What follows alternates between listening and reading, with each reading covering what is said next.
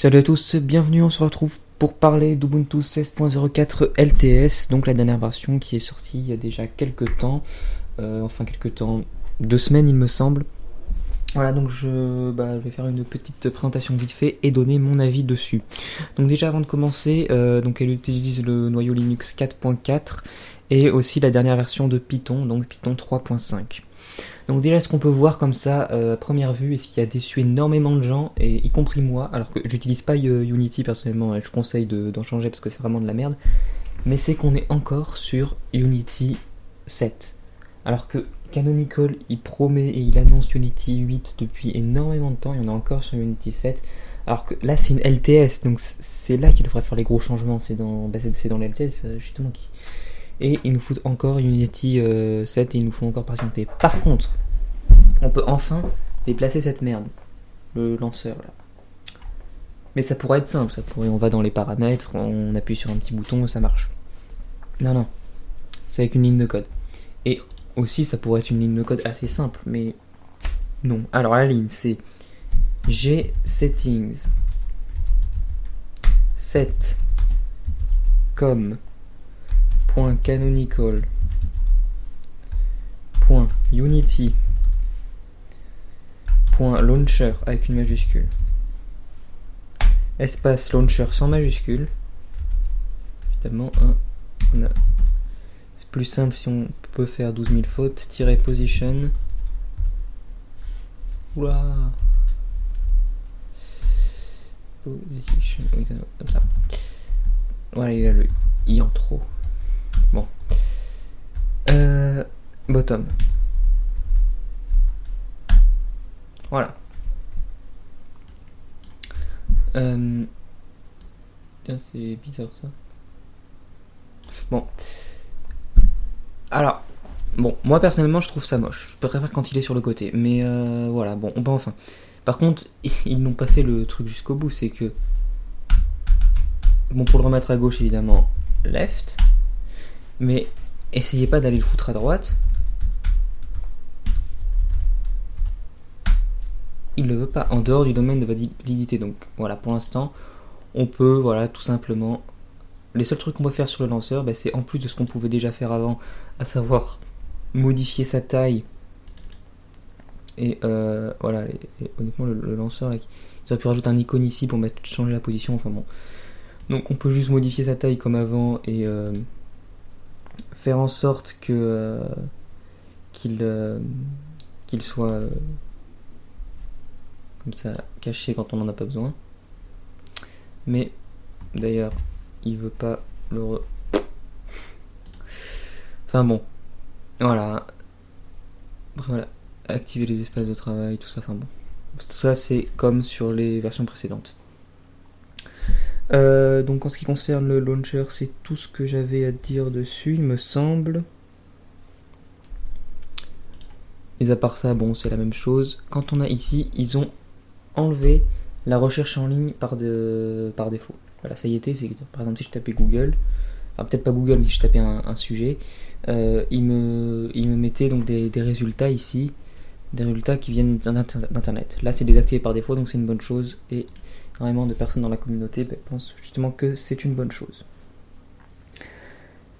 Au niveau donc de la Logitech, du Software Center, ils ont remplacé donc le leur qui était Ubuntu Software Center par celui de GNOME. Alors personnellement je m'en fous parce que je m'en sers pas, mais il y a plein de gens qui ont dit que c'était une bonne chose. Alors moi honnêtement je penserais que ce serait une bonne chose si c'était fait correctement, c'est-à-dire que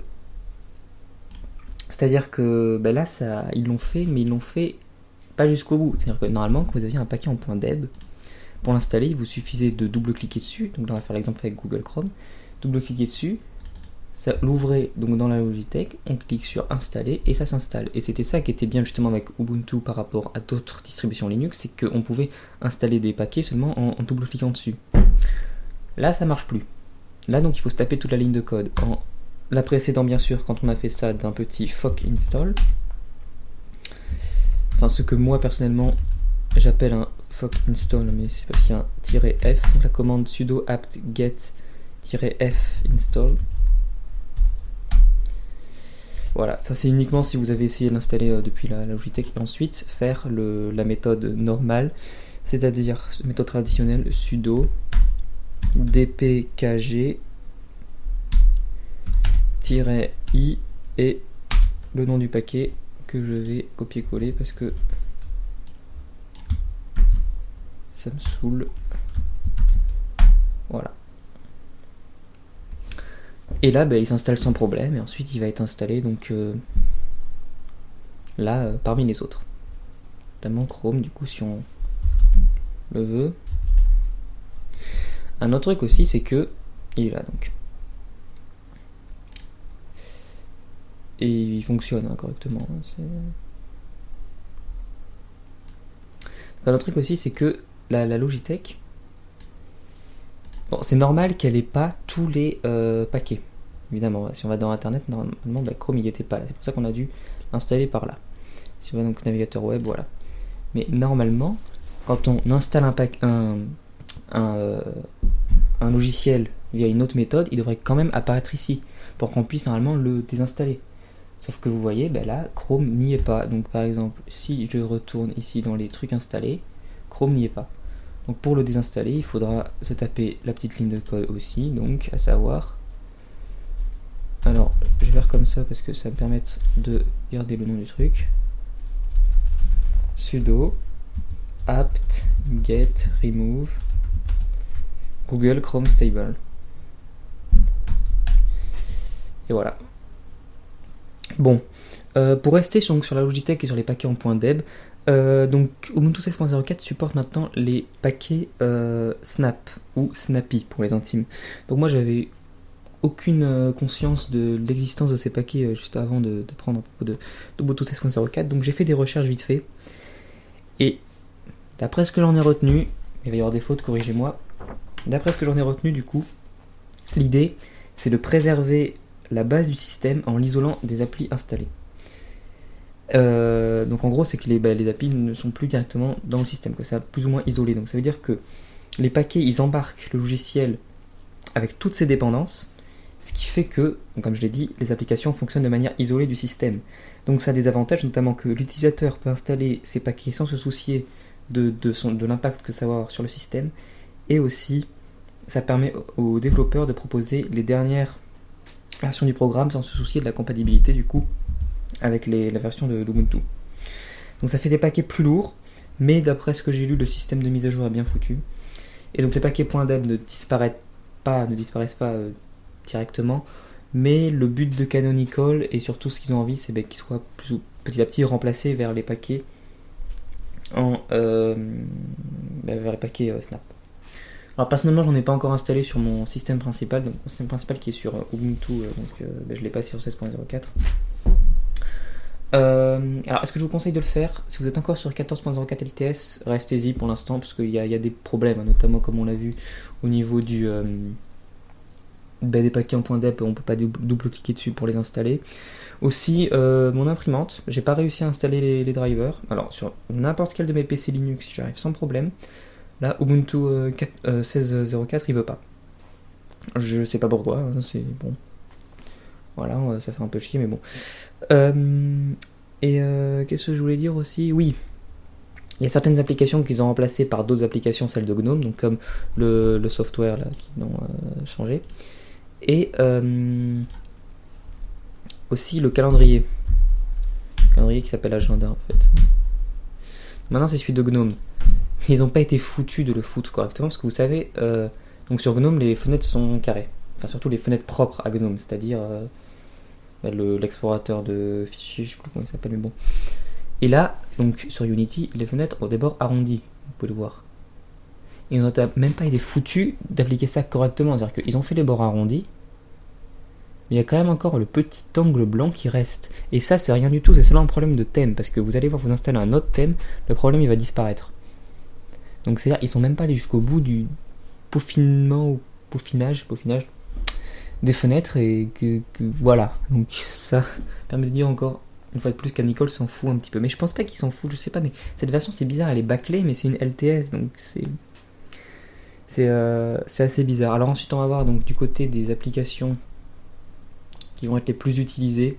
à savoir, je pense, l'explorateur donc de fichiers, le navigateur web et et LibreOffice. Donc voilà, l'explorateur de fichiers, donc du coup, il est dans sa... Il me semble que c'est Nautilus. Je veux pas dire de conneries, mais il me semble que c'est Nautilus, on va vérifier. Il suffit de taper Nautilus, et s'il bouffe ça, c'est que... Ouais, c'est ça. Donc c'est Nautilus. Version 3.14.3. Je suppose que c'est la dernière. Honnêtement, j'en sais rien. Mais quoique le copyright 2014, donc je trouve ça un petit peu bizarre, mais bon, je suppose que c'est la dernière.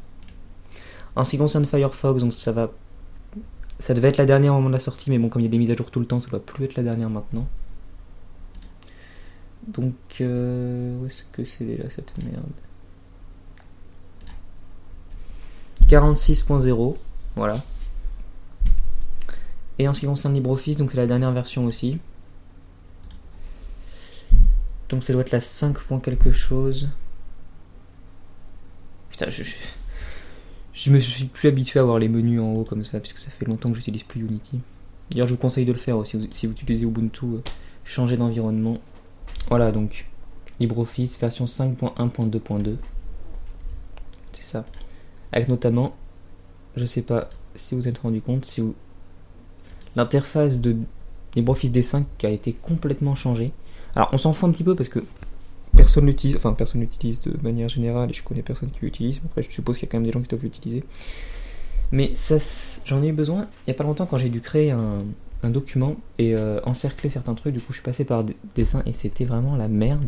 C'est-à-dire que voilà, ils ont complètement changé l'interface. Mais bon, l'interface des autres trucs reste la même, donc ça va.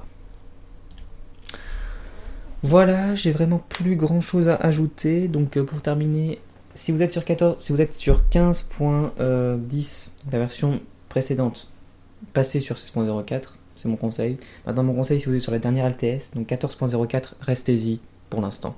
C'est une version 14.04 qui est supportée jusqu'en 2019, donc restez-y au moins jusqu'à ce qu'on ait une autre LTS qui fonctionne plus ou moins bien. Après, si vous êtes déjà passé, bon, bah, c'est pas trop grave, moi personnellement.